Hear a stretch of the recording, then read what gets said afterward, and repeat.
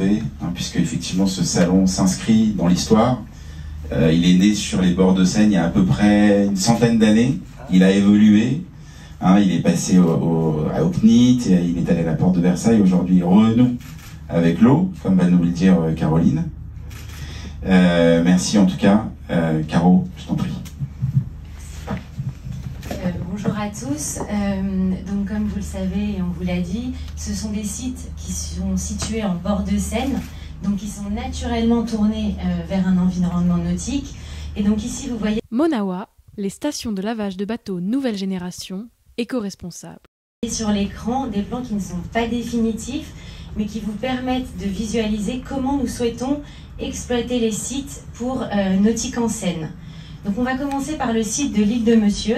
On va commencer au côté nord du site, où là se trouvera l'entrée principale du salon, pour arriver ensuite sur une exposition via des structures individuelles allant de 9 à 25 mètres carrés d'embarcations exposées à terre. Toutes les embarcations qui seront exposées à terre côté île de Monsieur feront moins de 8,50 mètres.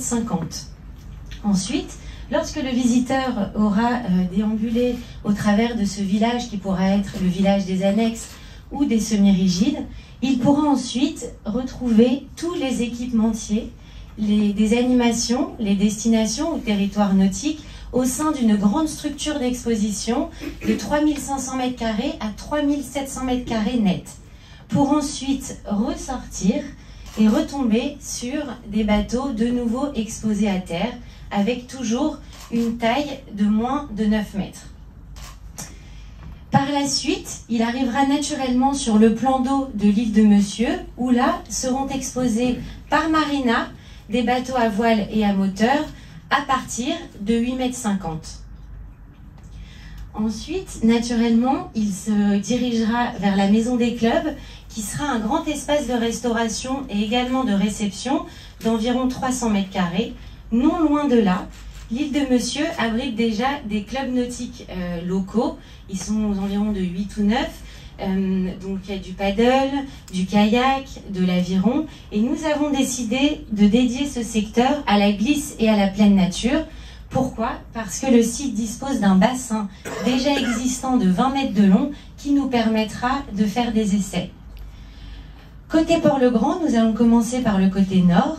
Le site disposera également d'une entrée, de constructeurs chantiers qui exposeront leurs bateaux à la fois à terre mais également à flot à l'aide de pontons. On reste sur le même schéma, c'est-à-dire le principe de créer des marinas.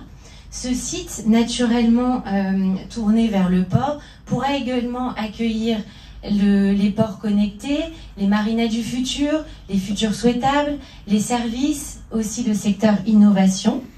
Et puis, il aura également un grand espace de restauration à flot qui pourra accueillir 200 à 300 convives.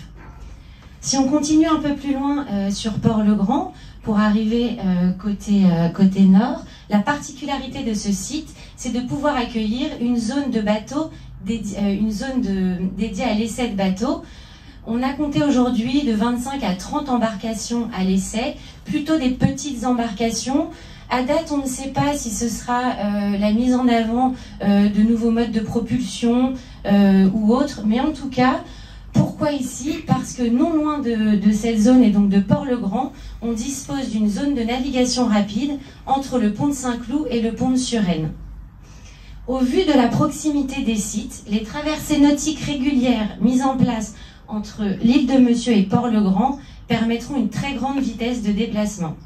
Ensuite, au-delà des accès classiques que l'on connaît comme les transports en commun avec la ligne 9 ou les tramways T2, et pour compléter cette configuration inédite, nous travaillons actuellement à mettre en place un dispositif de navette fluviale de Paris et des Hauts-de-Seine.